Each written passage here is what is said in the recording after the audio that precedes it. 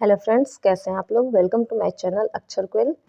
तो आज मैं आप लोगों के लिए मर्चेंट ऑफ वेनिस जो मोस्ट इम्पॉर्टेंट ड्रामा और प्ले है आपके विलियम शेक्सपियर का, वो मैं लेके आई हूँ कि इससे किस तरीके के क्वेश्चन आपको पूछे जा सकते हैं आपके यूपी एलटी ग्रेड मेंस में। ठीक है, तो चलिए आज इस क्वेश्चन को हम कंप्लीट करेंगे।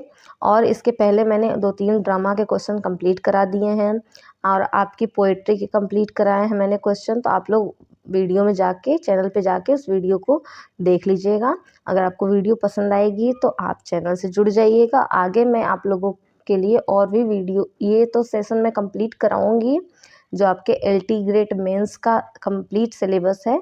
उसके साथ ही साथ मैं आपको एक जो आपके मोस्ट इम्पॉर्टेंट बुक है उसकी भी कंप्लीट एक्सप्लेनेशन कराऊंगी आने वाले वीडियोस में, जिससे आपकी जो बेसिक नॉलेज है वो स्ट्रॉन्ग हो जाएगी इन इंग्लिश लिटरेचर और ग्रामर में। तो चलिए आज के क्वेश्चन को स्टार्ट करते हैं। तो क्वेश्चन है आपका, how does the Merchant of Venice present the theme of mercy and justice. जैसा कि आप जानते हैं, द मर्चेंट ऑफ वेनिस में जो आपका मेन थीम है वो आपका मर्सी और जस्टिस के रूप में माना जाता है। जो लास्ट में पोर्सिया जब आती है, आपने इसके पहले प्री के लिए पढ़ाई होगा ये, तो और वहाँ पे जिस तरीके से मर्सी की बात होती है और जस्टिस की बात होती है, उसी को यहाँ पे इस थीम को कैसे प्रेजेंट करता है ये प्ले, वही यहाँ पे आपको एक्सप्लेन करना है। तो हम इस क्वेश्चन का आंसर किस तरीके से राइट करेंगे वो आपको यहाँ देखना है। और ये बहुत ही ज़्यादा फेमस आपका ये प्ले है जो बहुत ज़्यादा बार प्ले हुआ है आपके थिएटर में भी, और बहुत सारे एग्ज़ाम में पूछा जाता है प्री में, और जिसमें आपके मेंस होते हैं उसमें भी पूछे जाते हैं। तो इसकी पूरी संभावना है कि आपके एलटी ग्रेड मेंस में चाहे शॉर्ट या लॉन्ग में ये पूछा जा सकता है। वैसे ये वीडियो आपके 200 वर्ड्स काउंट की वीडियो है, तो आप इसे कंप्लीट कर लीजिएगा। अगर ये शॉर्ट में आता है तो भी आप लिख सकते हैं, और लॉन्ग में आता है तो आप तो इसे कंप्लीट कर ही रहे हैं। तो देखिए, William Shakespeare play the Merchant of Venice present the important theme of mercy and justice through the conflict between Shylock and Antonio. तो हमारे जो great playwright William Shakespeare हैं, उन्होंने द मर्चेंट ऑफ वेनिस में ये present किया है इस थीम को कि कैसे साइलोक और एंटोनियो में जो कॉन्फ्लिक्ट चलता है, दोनों एक दूसरे के क्या रहते हैं, एनिमी के रूप में देखे जाते हैं। तो उनकी जो कॉन्फ्लिक्ट चलता है उनके बीच में, तो वहाँ पे मर्सी और जस्टिस कैसे क्लैरिफाई होता है, कैसे इस थीम को रिप्रेजेंट किया गया है, वो यहाँ पे इन दोनों के कॉन्फ्लिक्ट के थ्रू यहाँ दिखाया गया है। तो the theme becomes most visible in the famous courtroom scene where Shylock demands the strict fulfillment of the bond that allows him to take a pound of Antonio's flesh। तो ये जो theme है ये सबसे ज़्यादा विजिबल कहाँ होती है, जब इस प्ले के लास्ट में जो कोर्ट रूम होता है, जहाँ पे सैलोक ये मांग करता है, डिमांड करता है कि मुझे जो उसकी बॉन्ड थी, जब एंटोनियो ने उससे पैसे जो हैं उधार लिया था इंटरेस्ट पे, और जब उसे वो वापस नहीं कर सका, तो उसने बॉन्ड पे लिखा था कि अगर तुम वापस नहीं कर सकोगे तो मुझे तुम्हारे मांस का 1 पाउंड टुकड़ा चाहिए। तो वहीं यहाँ ये जो थीम है यहीं पे यहाँ पे प्रेजेंट होती है सबसे ज़्यादा, कि किस तरीके से जो साइलोक है वो मर्सीलेस दिखाता है यहाँ पे, और एंटोनियो के फ्लेश की डिमांड करता है, और किस तरीके से यहाँ पे जस्टिस होता है। तो साइलोक बिलीव्स, यहाँ पे दिखाया गया है कि Shylock believes that the law must be followed exactly as written. उसे लगता है कि जो उस बॉन्ड में लिखा है, कानून भी एकदम उसी पे चलेगी और उसी को फॉलो करेगी। Since he has suffered insult and discrimination from Antonio and other Christians, he instinct of getting justice through the law. जैसे कि since he has suffered insults, मतलब उसे इंसल्ट फील होता है, और वो एंटोनियो उसका कई बार उसने मतलब, क्योंकि वो बहुत ज़्यादा ब्याज पे पैसे लेता मतलब देता था, तो उसका एंटोनियो के द्वारा इंसल्ट हो चुका है। और जो क्रिश्चियन हैं वो लोग भी इसे बहुत ज़्यादा वरीयता नहीं देते, नहीं इम्पोर्टेंस नहीं देते। तो क्योंकि ये क्या होता है कि एक जीव होता है, ये क्रिश्चियन में एक मतलब समझिए कास्टिसिज्म होता है। तो इसलिए वो बहुत ज़्यादा क्या होता है, बहुत ज़्यादा परेशान होता है, और उसे तुरंत अपने क्या होता है न्याय चाहिए होता है, जैसा कि बॉन्ड में लिखा है कि कब उसे जो वहाँ का कोर्ट, पहले तो किंग होते थे वही न्याय करते थे, तो कि बॉन्ड के अकॉर्डिंग किंग उनका क्या करेगा, जस्टिफाई करेगा और उसे एंटोनियो का मांस का टुकड़ा मिल जाएगा। ये हमारा जो स्टार्टिंग पॉइंट होता है, उसके 2-3 लाइन आपके एज ए इंट्रोडक्शन होते हैं, पिछले वीडियो में भी मैंने बताया था। फिर हम मेन बॉडी पे आते हैं 2-3 लाइन के बाद, उसके बाद लास्ट में हम 2-3 लाइन में कंक्लूज़न देते हैं। इसी फॉर्मेट में आपके सारे आंसर राइट होंगे, चाहे आप शॉर्ट लिख रहे हैं या लॉन्ग लिख रहे हैं। शॉर्ट लिख रहे हैं तो उसमें थोड़े कम लिमिटेड रहेंगे वर्ड, और अगर लॉन्ग लिख रहे हैं तो उसमें आपके जितने वर्ड दिए हुए हैं उतने वर्ड रहेंगे। ये जो आपके क्लासेस चल रहे हैं यूपी एलटी ग्रेड के नाम से, ये ऐसा नहीं कि सिर्फ एलटी ग्रेड के लिए ही इम्पॉर्टेंट है।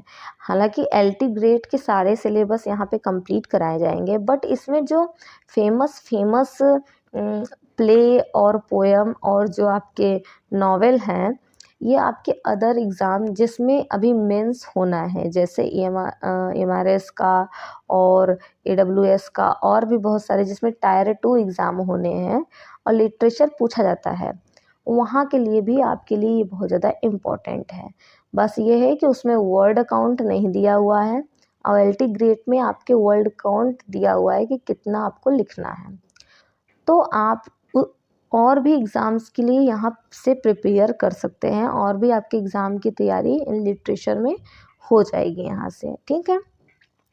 देखिए ऑन अदर हैंड, दूसरी तरफ the idea of mercy is represented by Portia. जो मर्सी का आइडिया है, दया का जो आइडिया है, वो पोर्सिया के द्वारा रिप्रेजेंट किया जाता है कि कैसे वो एंटोनियो को साइलोक के इस बॉन्ड से बचा सकती है। Who appears in the court disguised as a lawyer. जो कि पोर्सिया है वो एक लॉयर का मतलब गेटअप करके आती है कोर्ट रूम में। सी delivers the famous speech on mercy and explain that mercy is a divine quality that is greater than the power of king।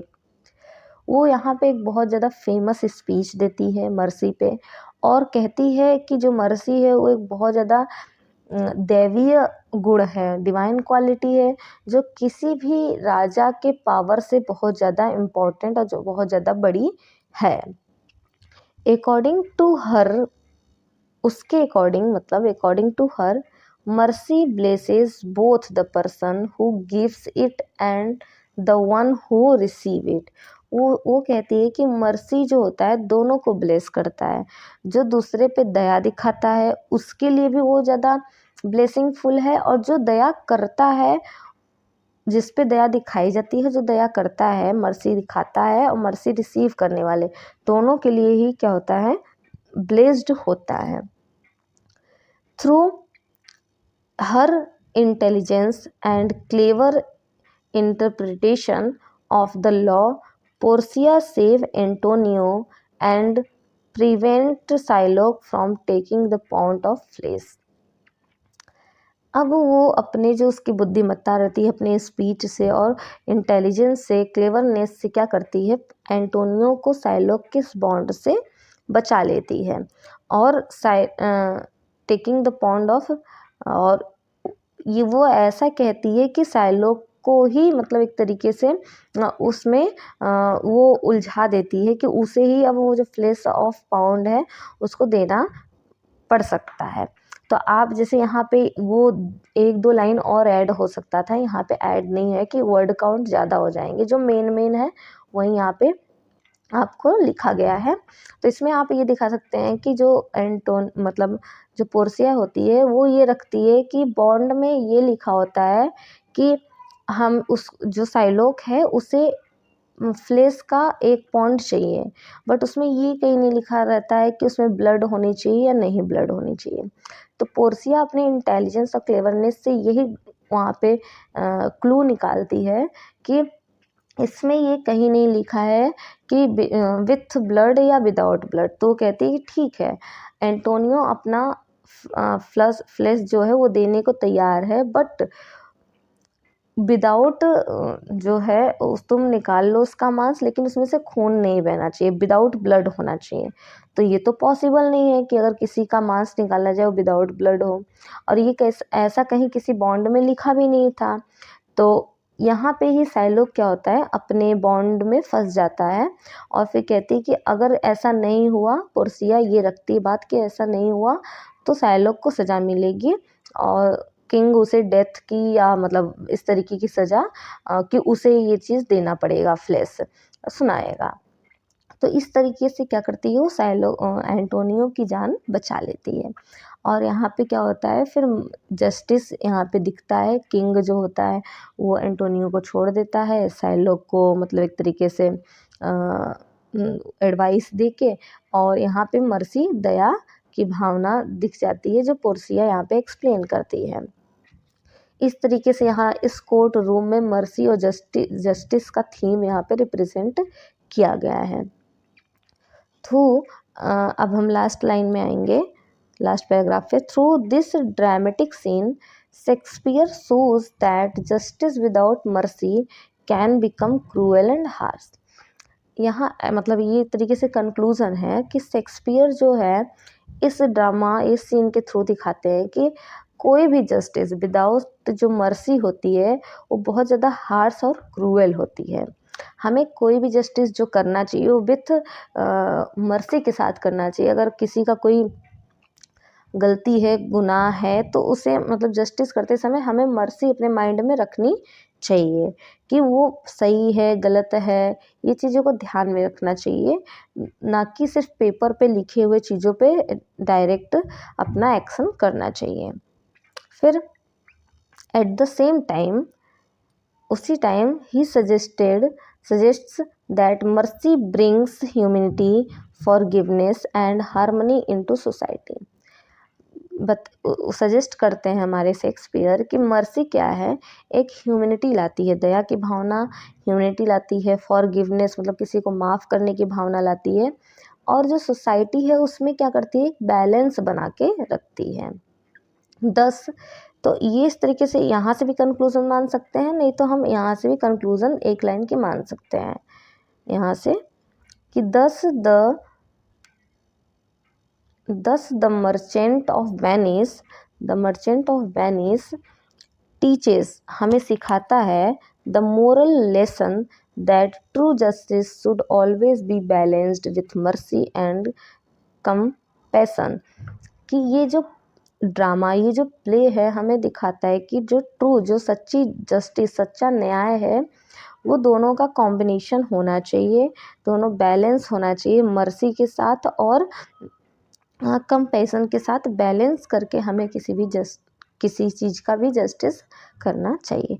तो ये जो आपका प्ले है बहुत ज़्यादा इंटरेस्टिंग प्ले है। अगर इसके पहले आपने मतलब पढ़ा तो होगा, बट आप 1-2 बार और इसकी जो एक्सप्लेनेशन है वो एक बार देख लीजिएगा, 2 बार आपको रिकॉल हो जाएगा, रिवाइज हो जाएगा, तो आंसर समझने में आपको और ज़्यादा आसानी होगी।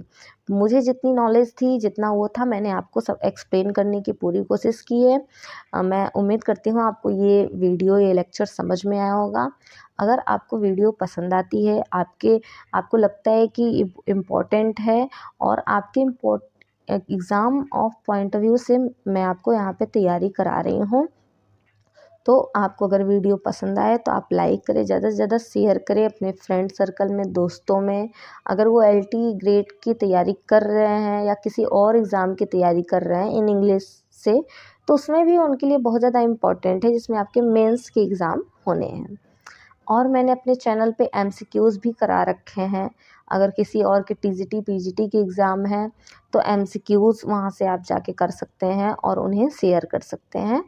तो ज़्यादा से ज़्यादा ज्वाइन करें चैनल को और ऐसे ही अपने क्लासेस को आगे कंप्लीट करते रहें। ठीक है गाइस, मिलते हैं नेक्स्ट वीडियो में। Thank you.